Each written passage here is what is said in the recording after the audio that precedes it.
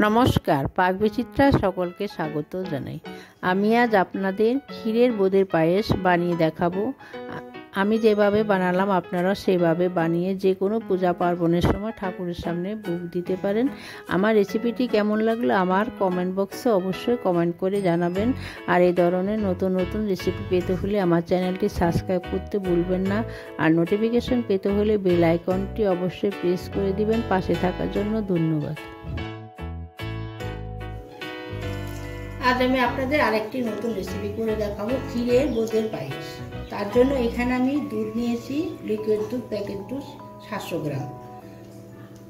Almond বাদাম নিয়েছি 50 গ্রাম, আমি 2 ঘন্টা ভিজিয়ে খোসা ছাড়িয়ে নিয়েছি। খোয়া ক্ষীর নিয়েছি 100 গ্রাম। চিনি নিয়েছি 5 টেবিল চামচ। এখানে কাপের গলা কাপ লিকুইড দুধ নিয়েছি। চালের গুঁড়ো নিয়েছি 4 টেবিল চামচ। এখানে একটু গরম দুধে কিছু কেশর আমি ভিজিয়ে রেখেছি।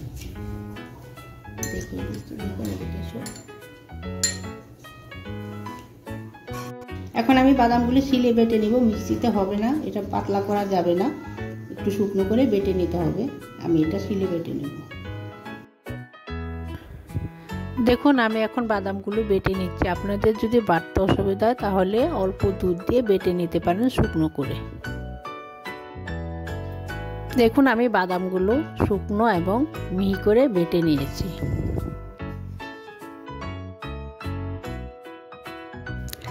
দেখুন গ্যাসে আমি একটি ননস্টিক প্যান বসিয়ে নিয়েছি। তার মধ্যে 1/3 কাপ লিকুইড দুধ দিয়ে তার মধ্যে 1 টেবিল চামচ চিনি দিয়ে দুধের সঙ্গে নেড়ে চেড়ে চিনিটাকে গলিয়ে নিয়ে তার মধ্যে আগে থেকে ভেঙে রাখা খোয়া ক্ষীরটা দিয়ে গ্যাসটা লোতে রেখে অনবরত নেড়ে চেড়ে ক্ষীরটাকে গলিয়ে একটু ঘন করে নিতে হবে। দেখুন আমি খোয়া ক্ষীরটা দুধের সাথে মিশিয়ে জাল করে নিয়েছি, যাতে দানা দানা না থাকে সেদিকে খেয়াল রেখে খোয়া ক্ষীরটাকে জাল করে নিতে হবে। এখন আমি নামিয়ে নিচ্ছি। দেখুন আমি ক্ষীরটা একটা প্লেটে নামিয়ে নিচ্ছি। নামিয়ে নিয়ে একটু ঠান্ডা করে নেব।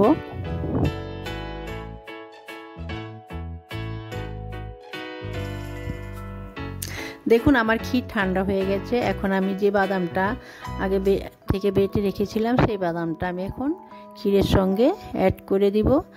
আর যে 4 টেবিল চামচ চালের গুঁড়ো নিয়েছি সে চালের গুঁড়োটা অ্যাড করে দিব। তারপরে চামচের সাহায্যে ভালো করে 2 থেকে 3 মিনিট আমি একটু মেখে নেব। আপনারা চাইলে হাত দিয়েও মেখে নিতে পারেন।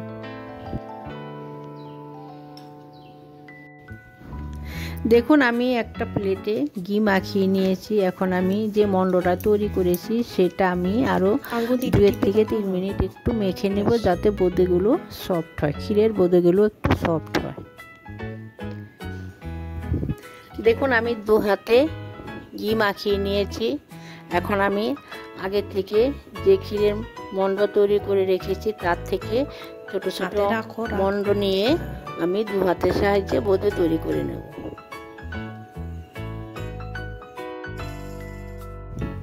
দেখুন আমি বোঁদেগুলো তৈরি করে নিয়েছি। এখন আমি পায়েসটা রান্না করব। দেখুন গ্যাসে একটি কড়াই বসিয়ে আমি 700 গ্রাম দুধ নিয়ে নিয়েছি। এখন গ্যাসটা অন করে আমি গ্যাসটা মিডিয়ামে রেখে অনবরত নেড়ে চেড়ে দুধটাকে ফুটিয়ে নেব। দেখুন দুধ আমার ফুটে উঠেছে। এখন আমি চিনিটা অ্যাড করে দেব। এখানে মিষ্টিটা আপনাদের পছন্দ অনুযায়ী দিবেন। এখন আমি চিনিটাকে দুধের সঙ্গে অনবরত নেড়ে চেড়ে গলিয়ে কিছুটা ঘন করে নেব। দেখুন আমার দুধ ঘন হয়ে গেছে। এখন আমি আগে থেকে বানিয়ে রাখা ক্ষীরের বোঁদে দিয়ে দিচ্ছি। এখন গ্যাসটাকে মিডিয়ামে রেখে আমি 5 থেকে 6 মিনিট অনবরত নেড়ে চেড়ে পায়েসটা রান্না করে নেব। দেখুন আমি এখন আগে থেকে দুধে ভেজানো কেশরটা দিয়ে দিচ্ছি, দিয়ে ভালো করে নেড়ে চেড়ে পায়েসের সঙ্গে ঢুকিয়ে দিতে পারতাম। দেখুন আমার ক্ষীরের বোঁদের পায়েস তৈরি হয়ে গেছে, অনেকটাই ঘন হয়ে গেছে। আমি এখন নামিয়ে নিচ্ছি, ঠান্ডা হলে আরেকটু ঘন হয়ে যাবে। দেখুন আমার ক্ষীরের বোঁদের পায়েস তৈরি হয়ে গেছে। আমি যেভাবে বানালাম আপনারা সেভাবে বানিয়ে ডলে